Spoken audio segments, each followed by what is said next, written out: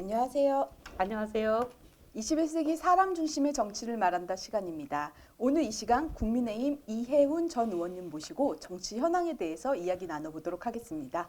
안녕하세요. 네, 안녕하세요. 네, 의원님 대선 얼마 남지 않아가지고 요즘 엄청 바쁜 걸로 아는데요. 선거운동 때문에 바쁘시죠? 지금 다들 뭐 밥 먹을 시간도 없죠, 뭐. 네. 정말 속상할 정도로 올인들 하고 있습니다. 저만이 아니라 우리 모든 당은 물론이고 국민들도 지금 이 정권 그대로 연장해서 되겠느냐 걱정하시는 분들 잠도 못 주무시고 하고 계세요. 네, 의원님도 많이 바쁘시죠? 예, 저희는 뭐 네. 더 바쁘죠, 뭐. 그런데 그 선거운동 하시다 보면은 이제 바닥 이제 여러분도 만나시잖아요. 네네. 뭐 바닥 민심 어떠신지. 바닥 민심은 이래요. 일단 문정부 이거 연장하는 거 안 되겠다.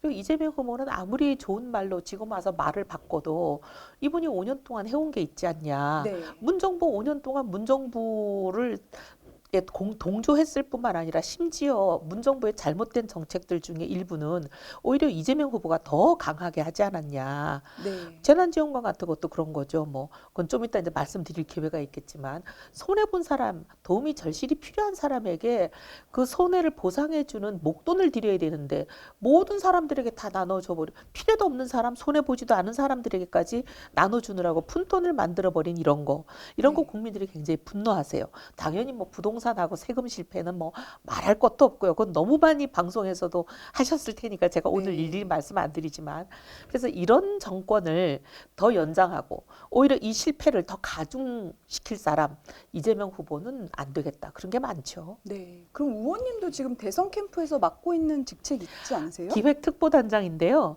네. 기획특보들을 이제 저희들이 모아서 선거라는 게 이제 전략 기획 이런 게 어떻게 보면 방향을 정하는 거잖아요.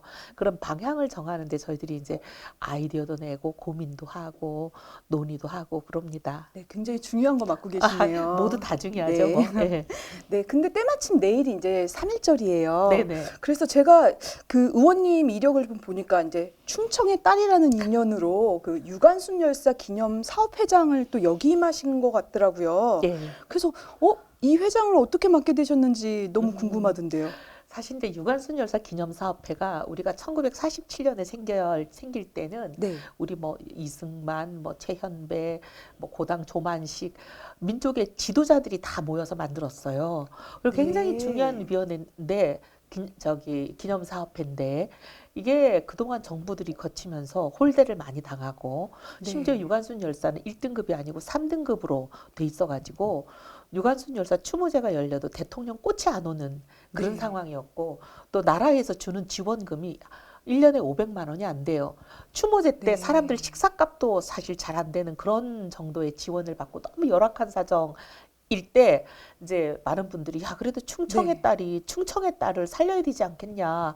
이제 제가 충청의 딸이라고 네. 유관순 열사가 충청의 딸이시니까 그런 유관순 열사 기념사업회를 살려야 되지 않겠냐. 그렇게 조언들을 많이 해주셔서 어렵지만 맡았었어요. 네. 아니 3.1절 하면 유관순인데 네, 모든 네. 사람들이 그런데 3등급이라고요? 근데 이제 그래서 저희가 열심히 노력해가지고 굉장히 긴 시간 투쟁을 해서 불과 몇 년 전에 이제 1등급으로 올라갔습니다. 아, 네. 네. 다행이네요. 그때는 그랬다는 얘기죠. 네, 예. 3등급에서 출발했었다. 네. 네. 그런데 최근에 이재명 후보가 윤석열 후보를 향해서 유관순에게 미안하지도 않냐, 뭐 그런 공격을 한 걸로 해서 논란이 일었었거든요. 유관순 열사가 살아계신다면 제일 개탄할 사람이 이재명 후보예요. 아, 네. 그리고 정말 제발 유관순 우리 열사를 욕되게 안 했으면 좋겠습니다. 그분이 뭔 주장을 하셨냐면 네. 우리 후보가 한미일 군사동맹에 반대하지 않았다. 이렇게 얘기를 하면서 반대하지 네. 않는다는 얘기는 유사시에 일본군이 우리나라에 들어올 수 있는 거 아니냐. 이거는 맞아요. 유관순 네. 열사에게 굉장히 이제 미안한 일이다. 이런 주장을 했는데 그 주장 자체가 새빨간 거짓말이에요. 그날 21일 날 지난 월요일이죠. 딱 네. 일주일 전에. 그때 이제 우리 후보하고 토론회가 있었을 때 한미일 동맹에 대해서 끊임없이 이재명 후보가 덫을 놓으면서 네. 찬성하냐. 이렇게 이런 게 한미일 동맹이야 당연히 우리 갖고 가야 되는 거죠. 그리고 네. 협력을 강화해야 되는 거죠. 그렇게 이제 윤 후보가 대답을 했어요. 근데 군사 동맹에 대해서 끊임없이 묻는 거예요. 그리고 우리 윤 후보가 군사 동맹에는 찬성하지 않는다. 지금 그럴 때도 아니다. 이렇게 답을 했거든요. 네. 반대한다는 입장을 분명히 했어요. 근데 반대하지 않았다라고 이제 거짓말을 하면서 군사동맹에 반대하지 않으면 어떤 일이 일어나냐를 과장해가지고 저렇게 막 이제 친일 프레임을 씌우는 거예요. 네. 근데 유관순 열사가 제일 싫어하는 게 그런 겁니다. 유관순 열사는 유언이 뭐였냐면 내 죄송해요. 내 손톱이 다 빠져나가고 내 눈과 코가 잘려나가고 내 손과 다리가 부러져도 그 고통은 참을 수 있지만 나라를 잃어버린 고통은 참을 수가 없다. 그렇게 말씀하시고 나라에 바칠 목숨이 하나밖에 없다는 것이 이 소녀의 유일한 슬픔입니다. 그렇게 말씀하시고 옥사하신 분이잖아요. 순국하신 네. 분이에요. 근데 그런 유관순 열사가 살아생전에 가장 원한 거는 우리 대한의 독립이에요. 근데 이제 독립된 대한민국으로는 뭘 원하시겠어요? 강성한 나라를 원하시는 거잖아요. 그렇죠. 근데 이 강성한 나라를 만들려면 이렇게 거짓말로 국민을 분열해가지고 되겠습니까? 어떻게 보면 유관순 열사의 유지에 가장 반하는 언행을 하시는 분이 이재명 후보예요. 네, 갈라치기. 갈라치기 하고 그리고 자기가 이익을 얻기 위해서 국민을 쪼개면서 그것도 사실인 팩트를 가지고 쪼개는 게 아니라 거짓말로 국민을 네. 쪼개는 거. 이거야말로 대한민국을 강성하지 못하게 만드는 가장 좀먹는 좀도둑 아니겠어요? 그러니까 그러게요. 유관순 열사가 만약에 살아계신다면 이재명 후보를 정말 개탄할 거예요. 네, 어우, 큰일 났네요. 이재명 후보 혼나야 되겠네요. 네. 네, 그럼 우리 의원님 부동산 경제 전문가시잖아요. 네. 그래서 이제 지금 양당의 그 부동산이나 경제 정책들 나오고 있는데 그거 보고 지금 윤 후보와 이재명 후보가 닮았다라는 그런 얘기가 많이 나오고 있는데 그거에 대해서 어떻게 생각하세요? 이분들 원래 4년 내내 공급 부족하지 않다, 공급은 차고 넘친다 그랬거든요. 우리는 공급을 막아서 지금 집값이 뛴다 이랬을 때 우리 보고 거짓말한다 그랬어요. 네. 근데 갑자기 이제 선거 앞두고 불과 몇 개월 안 남으니까 이제 우리를 따라오는 거예요. 공급 늘리겠다. 네. 그러면서 공급을 늘린다 그러고 우리 윤 후보가 얘기한 250만 호 더하기 30만, 윤 후보는 한 280만 호 조금 덜 됩니다. 근데 이제 그거보다 자기들은 더 늘려서 311만 호를 하겠다. 이러니까 많은 사람들이 비슷한 거 아니야? 그러시는데 포장지를 저희랑 비슷하게 유사상표를 씌웠을 뿐이지 내용물은 하늘과 땅 차이입니다. 아, 네. 왜냐하면 다른가요? 우리는 민간 공급을 늘리는 거예요. 규제를 완화해서. 이거는 빨리 됩니다. 용적률 높여주고 층고 제한 없애주고 재건축 재개발의 규제를 완화해주면 족쇄를 푸는 순간 이게 바로 날아오를 수가 있습니다. 네. 그런데 지금 이재명 후보가 하겠다는 건 311만 호의 대부분이 공공공급이에요. 네. 대장동 같은 꼴이 나는 거죠. 그리고 문제는 이거는 어마어마한 예산이 들어가기 때문에 이 예산을 마련하는 일도 쉽지가 않고 시간이 걸리고 그다음에 이제 공공개발이라는 거는 땅 주인들한테서 땅을 대장동에서 보셨잖아요. 헐값으로 뺏는 거잖아요. 네. 이 헐값으로 뺏는 일이 쉽냐고요. 이게 굉장히 시간이 많이 걸립니다. 그래서 공공공급으로 311만 호 대부분을 하겠다는 이 주장은 임기 안에는 어렵다는 얘기예요. 네. 근데 내용이 이렇게 다른데 우리 윤 후보 공약은 대통령 되는 순간 바로 집이 지어지기 시작합니다. 근데 이재명 후보 쪽은 글쎄 임기 안에 시작이 잘 될까요? 네. 굉장히 어려운 일인데 지금 그거를 포장지만 우리 비슷하게 이제 우리 따라 유사 포장지를 만들었다고 해서 많은 분들이 똑같은 거 아니냐? 절대로 아닙니다. 네, 공공과 민간의 차이가 있었고 확실한 차이가 있다라는 점을 네. 말해 주시는 거죠. 네. 그런데요, 민주당 지지층에서는 그 위기에 강한 경제 대통령이다 그러면서 경제 부분을 두고서는 윤 후보보다 이재명 후보가 더 낫다 뭐 그런 평가의 말을 나오고 있는데 그거에 대해서 어떻게 생각하세요? 본인들이 그렇게 주장하고 싶은 거죠. 희망사항이죠, 본인들의. 무지하고 위험한 사람이에요. 아, 유능한 경제 대통령이 아니라 네. 경제에 무지한 위험한 사람이에요. 위험하다. 왜냐하면 지난번에 토론에서도 보셨을 겁니다. 굉장히 기가 막힌 실수, 너무 결정적이고 나라의 명운을 정말 위험에 빠뜨릴 수 있는 그런 실언들을 하시거든요. 예, 뭔가요? 잠깐 실수가 아니고 이건 잘못 알고 계시는 거예요. 우리가 기축통화국이 곧 될 거기 때문에 국가 채무 늘려도 된다. 네. 이런 정말 위험하게 짝이 없는 말을 했습니다. 잘 아시지만 우리 IMF 때 국가 부도 위기에 내몰리니까 나라가 네. 그냥 완전 망하는 거잖아요. 그래서 막 금가락지 빼서 나라 구하기 운동들을 하셨는데 이게 국가 채무 때문에 생기는 거거든요. 그리스가 얼마 전에 그런 국가 부도의 위기를 맞아가지고 나라가 거의 망할 지경이 됐었잖아요. 맞아요. 근데 그리스는 국가 부채가 문제가 생겨가지고 그런 위험이 온 겁니다. 네. 그러니까 이게 근데 이제 그 정도로 국가 채무라는 건 나라의 명운이 걸리는 아주 중대한 문제인데 그걸 그렇게 가볍게 얘기하면서 그 발언의 근거로 제시한 기축통화국이 곧 될 거다. 이거 네. 말도 안 되는 소리인데 그거를 이제 근거가 뭐냐 그랬더니 정경련의 보고서를 근거로 들었어요. 네. 근데 그 방송이 나가자마자 정경련이 바로 제까닥 성명서를 냈습니다. 우리 보고서 그런 얘기 아니다. 오히려 우리 보고서 내용은 당신 얘기하는 거와 주장이 정반대다. 네. 이런 취지의 성명서를 바로 내니까 그다음부터 기초통합국 얘기 안 하시잖아요. 네. 근데 이렇게 나라의 명운이 걸린 문제를 모르고 엉터리 같은 소리를 주변에 엉터리 참모가 많으신 것 같아요. 네. 엉터리 참모들 얘기를 듣고 이렇게 나라를 위험에 빠뜨릴 그런 발상을 하고 계시는 분이라 경제에 무지하고 위험한 사람이다. 네, 엄청 깜짝 놀라셨겠어요. 네. 기초통합국 얘기에. 다들 그날 기절하는 줄 알았어요. 네, 그러게요. 근데 그러면 우리 의원님이 이제 경제 전문가시니까 우리 시청자분들에게 기초통화국에 대해서 좀 설명 좀 자세히 부탁드릴게요. 기축통화국이라는 건 이렇게 생각하시면 돼. 그냥 달러를 얘기하는구나 이렇게 생각하시면 네. 돼요. 뭐 달러 하면 뭔 생각이 떠오르세요? 우리 해외 여행 갈 때 달러 많이 바꾸시잖아요. 네. 그러니까 금융거래를 외국과 하거나 외국에 가서 돈을 쓰거나 물건을 사거나 이런 무역거래를 할 때 어느 돈을 전 세계 사람들이 쓰려고 하느냐. 그 쓰려고 하는 그 돈이 기축통화거든요. 네. 그게 이제 지금 달러인데 중국의 경우에는 세계 2위입니다. 미국 다음으로. 네. 근데도 중국 돈을 사람들이 살려고 하지 않기 때문에 기축통화국이 아직도 안 되고 있어요. 맞아요. 중국의 꿈이 기축통화국 되는 거라 별짓을 다 하는데 아직도 요원합니다. 왜냐하면 거의 가능성 현재로는 제로예요. 근데 우리 이제 이재명 후보가 뭐라 그랬냐면 SDR이라는 게 있어요. 그 SDR에 편입될 거기 때문에 근데 정경련의 보고서는 SDR에 편입될 가능성이 높다는데 이 SDR에 편입된다 하더라도 아직 안 됐지만 달 가능성이 높다는 정도지만 이게 언제 될지도 모르고 된다 하더라도 기축통화가 되기까지 수많은 관문이 있습니다. 첫 번째 관문에 불과한데 아직 그 첫 번째 관문도 못 넘은 걸 가지고 그렇게 엉터리 얘기를 하신 거예요. 네. 중국은 이 첫 번째 관문도 다 넘었어요. 넘은 지도 8년이 됐어요. 그런데도 중국은 아직 기축통화국까지 갈 수 있는 가능성이 현재 제로라는 게 전문가들의 얘기거든요. 앞으로는 가능할지 몰라도 지금은 가능성이 제로다. 근데 이제 그런 게 되려면 실물 경제가 튼튼해야 돼요. 그렇죠. 전 세계 사람들이 우리 돈을 다른 나라와 거래할 때 원화로 하려면은 우리나라 실물 경제가 튼튼해서 무너지거나 약해질 위험성이 없어야 되잖아요. 네. 저 나라는 계속 갈 거다. 그다음에 이제 매한시장이랑 금융시장이 안정적이라야 돼요. 환율이 날마다 들락거리면 누가 그거를 거래하는데 우리나라 돈을 살라 그러겠어. 안정적인 가치를 갖고 있어야 되잖아요. 네. 이 전부 다 하나도 지금 충족이 안 돼요.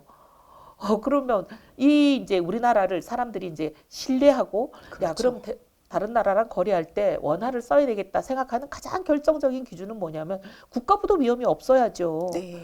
그러니까 근데 국가부도 위험은 국가 채무가 많아지면 자동적으로 따라오는 거거든요. 네. 그러니 어떻게 보면은 기축통화국이 될 거기 때문에 국가 채무를 늘려도 된다. 이런 엉터리 같은 소리가 어디 있어요. 기축통화국이 되기 위해서는 진짜 국가 채무를 건전하게 관리해야 되거든요. 네, 논리를 막 싹싹 바꿔서 그렇게 완전히 제가 보기에는 정상이 아니에요. 네. 그럼요. 그 이제 대선을 앞두고 최근에 이제 자영업자 소상공인들한테 손실보상금으로 300만 원씩 지금 막 지급이 신속하게 이루어졌어요. 그래서 일부에서는 뭐 민주당 최고다 그런 목소리도 나오고 있는 반면에 정말 국민들이 현명한 눈을 가져주셨으면 좋겠습니다. 네, 선거용 매표다 이거는 매표행위다 뭐 그런 비판 나오고 있는데 어떻게 생각하세요? 원래 자영업자들에 대한 손실을 보상하는 거는 우리 윤 후보의 일관된 주장이고 네. 윤 후보는 이제 법조인으로서 이건 헌법에 보장된 자영업자들 권리다. 왜냐하면 자영업자들이 자기 실수로 지금 어려워진 게 아니고 정부 정책에 따랐기 때문에 손해를 본 거잖아요. 네. 방역. 그다음에 손님 받지 말라, 거리 두기 해라, 뭐 언제부터 언제까지 문 닫아라, 영업 제한 걸고. 정부 시책을 따랐기 때문에 생긴 손해는 정부가 보상해 줘야 된다. 네. 그게 국민들에 대한 나라의 책무고 국민들의 권리다.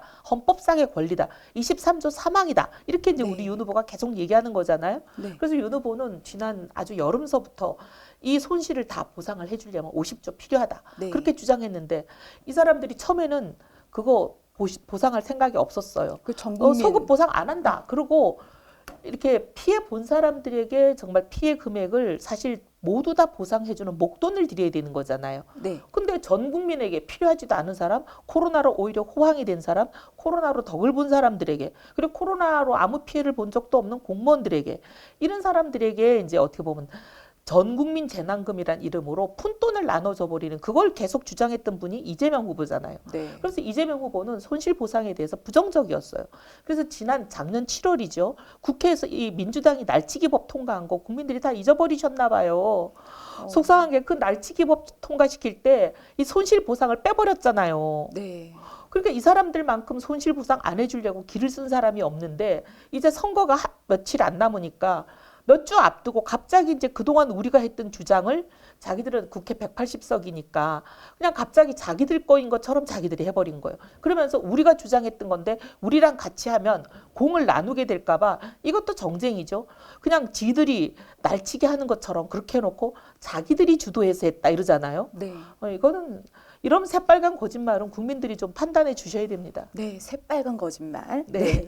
그런데요, 또 여기에다가 이재명 후보가 선거 후에 500만 원까지 맞춰드리겠다, 뭐 그런 공약 펼치고 있고, 윤석열 후보도 사실 1000만 원까지 드리겠다, 그렇게 나오고 있는 상황이거든요. 이건 우리 어떻게 후보는 보세요? 손해 본 거는 그게 얼마가 되든지 간에 다 드리겠다는 입장이에요. 근데 이재명 후보는 지금 계속 얘기하는 게 선거 때 이제 표가 급하니까 재난지원금 얘기는 지금은 안 해요. 네. 기본소득도 마치 철회한 것처럼 입 다물고 있는데 끊임없이 슬슬 연기를 피우는 게 이 사람은 기본소득 하겠다는 거거든요. 네. 근데 이분이 하려는 기본소득을 하게 되면 재원이 없어서 손해본 사람들의 손해 전액을 보상하지 못합니다. 손해본 거 중에 일부만 보상하는 건 이거는 정부도 아니고 대통령도 아니에요. 이런 대통령 뽑지 말으셔야 돼요. 네. 뭐 사실 그리고 뭐 선거 전에 지급되는 거는 매표 행위로 보시는 건가요? 아니 여태까지 반대하다가 갑자기 뒤집으니까 그렇죠. 아니 여태까지 찬성했던 사람들이 한다면 그거는 뭐 국민들을 위한 일이다 이렇게 또 주장해도 할 말이 없는데 지금까지 우리 윤 후보가 하는 일을 반대하고 윤 후보가 보상해야 된다는 것을 뒷다리를 걸고 50조가 어디서 나냐 되봐라 이렇게 반격했던 사람들이잖아요. 네. 그래놓고 이제 와가지고 갑자기 선거 몇 주 앞두고 그냥 갑자기 자기들이 하는 거 이거는 매표죠. 네. 네. 그러면 이제 다음으로 넘어가서 야권 상황 한번 짚어볼게요. 예, 야권 안철수 후보랑 윤석열 후보 사실상 결렬로 보이는데 단일화가 여기에 이제 여야가 좀 희비가 약간 교차하는 듯한 분위기더라고요. 그래서 우선 단일화가 정말 끝난 것인가? 그거 먼저 짚어주세요. 이제 뭐 상당히 어려운 국면으로 갔지만 네. 그래도 마지막까지 희망의 끈을 놓지 않고 우리는 사력을 다하겠다. 이게 어제 윤 후보 말씀하신 거고 윤 후보뿐만이 아니라 저희 당 모든 사람들과 보수 세력이 모두 다 같이 함께 협력해 주셨으면 좋겠다는 말씀을 드리고요. 근데 저쪽은 단일화가 안 되기만을 뭐 진짜 고사를 지내는 거 아니겠어요? 네, 고사를 지내고 있는 중이다. 근데 그럴 것 같은데 근데 지금 이제 온갖 그 단일화를 방해하는 뭐 말장난, 네. 그다음에 회유, 뭐 온갖 게 난무하죠. 근데 이제 저는 안철수 후보를 믿고 신뢰하는 것 중에 하나는 이 정권이 연장되는 거는 분명히 반대하시는 게 확실해요. 네. 그리고 이 정권 교체라는 거에 대해서는 우리하고 생각이 같으시기 때문에 그게 어떠한 방식의 어떻게 보면 연대가 될지 모르겠지만 어떤 방식으로든 하여튼 연대를 꼭 해주시리라 믿고 하여튼 마지막까지 사력을 다하겠습니다. 네, 국민의힘은 아직까지 그 연대의 끈을 놓고 있지 않다라는 네, 거죠. 희망의 단일화? 끈을 놓지 않고 있습니다. 네. 그러면 우선은 여론조사에서는 지지율이 이제 윤석열 후보하고 이재명 후보하고 비등비등한 거 박빙 상황으로 지금 나오는 여론조사도 있는데 문제는 이제 단일화가 안 된 상황이기 때문에 야권 표심이 사실 갈리는 거잖아요. 그래서 이재명 후보가 이제 당선될 가능성이 이제 막 점쳐지는 목소리가 나오고 있는데 그럼 민주당이 하는 얘기죠, 뭐. 또 오늘 그 유시민 이사장님께서는 아이고, 그 말 민주당 하더라고요. 사람이니까. 이재명 후보 되면 500원 건다. 이재명 후보가 된다고 해 뭐 500원 건다. 그런 얘기까지 아니, 나왔거든요. 그러니까 500만 원을 걸면 내가 진정성을 조금 믿겠는데 500원을 거시는 걸로 봐서 네. 그 진정성이 없어 보이네요. 아, 네. 500원밖에 안 걸어서. 네. 네. 그럼 지금 상황은 어떻게 보시는 거세요? 근데 이거는 결국 마지막에 국민들이 어떻게 선택하시냐. 그게 이제 결정적인 변수인데 지금 국민들 마음속에 이 문정권 5년이 어땠는지를 최근 이 선거 국면에서 워낙 다른 이슈가 많이 쏟아지니까 거기에 가려서 잠시 잊으실 거 아닌가 걱정이 됩니다. 네. 이 사람들이 지금은 거짓말을 하죠. 말을 바꾸고 기본소득도 안 하겠다. 국토보유세도 안 하겠다. 말은 그래놓고 또 슬그머니 하는 공약을 내고 국토보유세를 국토배당이라는 걸로 이름을 네. 바꿔가지고 지금 사람을 속이고 있잖아요. 국민을. 누가 국민을 속이는 정치 세력인지 누가 정말 국민 앞에 정직하고 국민의 이익을 위해서 일하는 정치 세력인지 이 선거 때 난무하는 거짓말에 현혹되지 마시고 꼭 좀 그걸 매 눈으로 지켜봐 주시기를 부탁을 드립니다. 그러면 국민들이 이 정권 연장은 안 되겠다. 문재인보다 더한 정권이 5년 더 들어서는 이재명 정권은 정말 안 되겠다. 이렇게 분명히 그것만 기억해 주시면 저희는 저희에게 희망이 있다고 봅니다. 네, 근데 사실 그 민주당에서는 어제도 의원총회 열어서 뭐 다당제 등 안철수 후보 막 끌어들이기 위한 그런 거를 보여주시더라고요. 불과 2, 3년 전에 당했던 거를 그 잊으시면 안 됩니다. 그 다당제라고 하고 정의당이 지금 피눈물을 흘리는 게 그거 아니에요? 평생 네. 정의당을 자기들의 동지로 매일 그렇게 활용해 왔잖아요. 필요할 때마다 이용하고. 그렇게 해놓고는 지난번에 이제 그 연동형 비례제 할 때 패스트 트랙이라는 게 뭐예요? 패스트 트랙이라는 거는 완전히 그냥 다수 의석을 가지고 그냥 포갑하는 거거든요. 민주주의하고는 정반대로 가는 거 아니에요? 그걸 이용해 가지고 그냥 정의당을 완전히 솔직히 말하면 당의 존망이 어렵게 만들어 버린 게 네. 민주당이잖아요. 근데 그 사람들이 선거 때 표가 좀 급하다고 다당제 얘기한다고 그 사람들 평생 다당제 얘기하다가 지난번에 자기들 필요할 때 그냥 정의당 뒤통수를 쳐서 정의당을 사실상 지금 심상정 후보가 보니까 1.8% 나오시더라고요. 네. 이렇게 완전 폭삭 내려앉게 만든 원흉이 민주당입니다. 근데 지금 선거 때 급하다고 다당제 약속한다고 그걸 믿으시면 또 당하지요. 또 당한다. 네. 아, 네. 알겠습니다. 그럼 이제 끝으로 대선을 앞둔 상황에서 우리 국민들에게 당부할 말씀 있으시면 마지막으로 부탁드리겠습니다. 안녕하세요, 국민 여러분. 어느 당이 말을 뒤집지 않고 국민을 속이지 않고 거짓말하지 않는 정치 세력인지를 꼭 봐주시기를 부탁드립니다. 지난 5년간 끊임없이 공급이 부족하다 말을 해도 공급 차고 넘친다.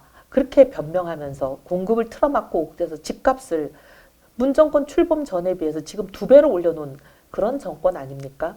그리고 세금을 집값을 올린 것은 정부가 잘못해서 올린 정부 실패인데 개개인이 잘못한 게 없는데 집값을 개개인이 올린 것도 아닌데 개개인들에게 세금 폭탄을 그냥 내려붓는 그런 정권 아니겠습니까? 근데 이 정권이 이제 와서 선거 때 표가 급하다고 공급 늘리겠다, 세금 완화하겠다 그렇게 말을 한다고 거기에 속으시면 지난 5년보다 더한 5년이 또 옵니다.